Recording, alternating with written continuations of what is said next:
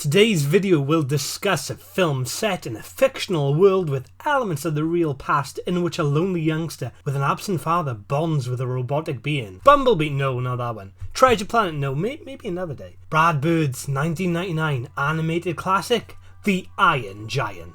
Often praised as one of the greatest non-Disney animated films, Iron Giant is indeed an impressive piece of animated cinema, with strengths like multifaceted characters who develop beyond the stereotypes their roles typically introduce, such as Hogarth, the insightful, merciful, mature, but playful protagonist, Dean, the relaxed, artistic, personable beatnik voiced by Harry Connick Jr., Hogarth's protective and assertive when necessary mother voiced by Jennifer Anniston, the humorously incompetent Mansley who develops a genuine sense of threat as the story progresses, voiced by Chris MacDonald, and finally, the childlike, naive, determined, honourable Iron Giant himself, voiced by Vin Diesel. All performances feel natural and forcelessly distinctive, emoting and delivering levity when demanded to by the script. Even Vin Diesel, whose lines are limited, is capable of delivering surprisingly genuine feeling. Interestingly enough, he's apparently capable of naturally creating some of the electronic sounding vocal distortion the Giant speaks with, meaning a reduced amount of audio effects were used.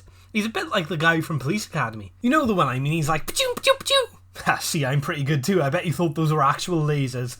I did. This talent does explain why Vin Diesel's been given other limited and heavily distorted voice roles, like Guardians of the Galaxy's I Am Groot. Yes, that's the character's name. Guardians of the Galaxy's I Am Groot. Another interesting fact about Vin Diesel. He, like the Iron Giant, actually crash landed on Earth in the 50s and is a giant and is actually made of metal. And the film's artwork conveys endless expressive movement, use of vibrant colour, features vivid detailed character designs. It passionately commits to the 1950 setting with a welcome sense of semi-stylization, which simultaneously separates the film from any works of Disney, while the style maintains enough familiarity and remains grounded enough to avoid distracting from the story being told. Speaking of the story, it is totally understandable and never patronising towards its target demographic. It serves as a triumphant example of flavoured simplicity, being interpretable as a story of childhood wish fulfillment and friendship, while incorporating a sense of historical relevance and realistic outcome due to the setting of the Cold War, which allows the Iron Giant, the film, not the character,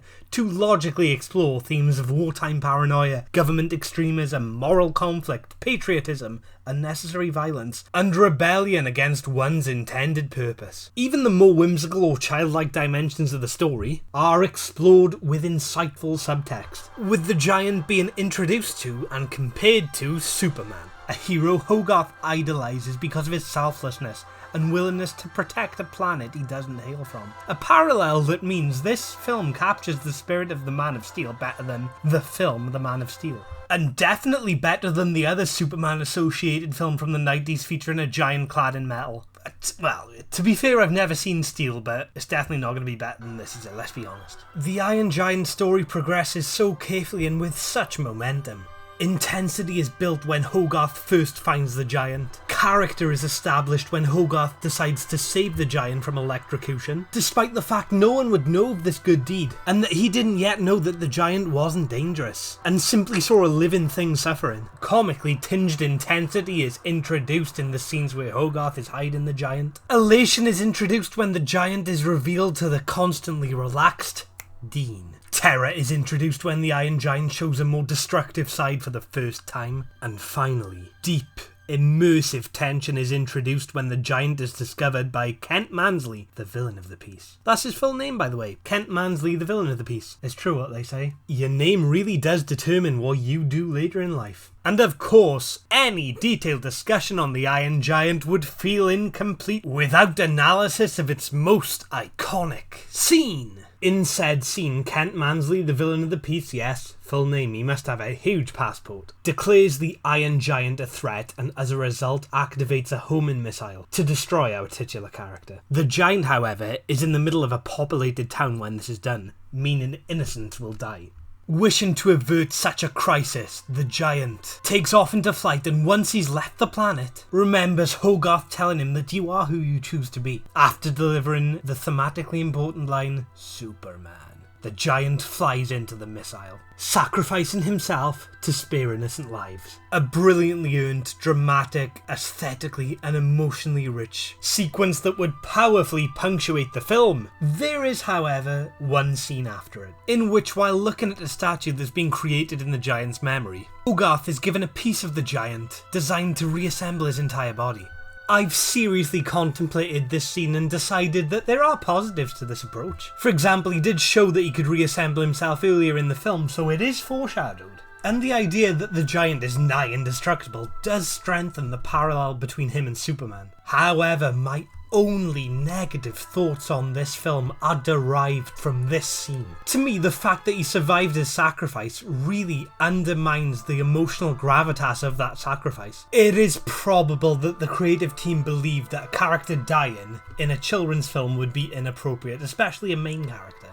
But I believe it is possible to explore irreversible loss in a children's film, providing they're softened by a sense of whimsy or otherworldliness, which they would be here since the film's protagonist is a gigantic alien robot, or providing these themes were communicated tastefully, which again they would be in this film given the restraint of the script elsewhere. Assuming the final scene had simply shown a statue of the giant being looked at by Hogarth without any indication of him surviving, this would have served as a bold, powerful conclusion to a bold, powerful film. I have no idea of the film's production background, but from the little I know of writer-director Brad Bird, an ending like the one that was just proposed feels more characteristic of his storytelling style, especially since he allegedly refused to censor his advanced creative vision for The Incredibles in order to appease a small amount of extremely young audience members. Whether this was added due to fear of negative audience reaction or because of studio interference is unknown to me. Even with this complaint, The Iron Giant earns a 9 out of 10, and that 1 point is being lost due to my issues with that final scene. Iron Giant, though, remains an emotional, mature, purposeful, well illustrated and well acted film that verges on flawlessness. I am hoping to do more videos like this, by which I mean videos that are exactly the same as the ones I always do, but possibly slightly longer. So if there's a preferably non-Disney film that you consider an animated classic, let me know in the comments, and if I've seen it or can access it, I'll make a video on it. Thanks for watching my Iron Giant video, and if I don't see you in the next video, I'll be honest, I haven't really thought of a closing line. Now, speaking of the scene when Hogarth first finds the giant, he's outside with like a pellet gun, and he's strapped a torch to it, but the torch is covering the gun's barrel, so that means if he does shoot, then he'll just shoot out his only source of light. This kid's meant to be a genius. The film even says that he skipped grades from being so smart. How stupid are the other kids in this universe?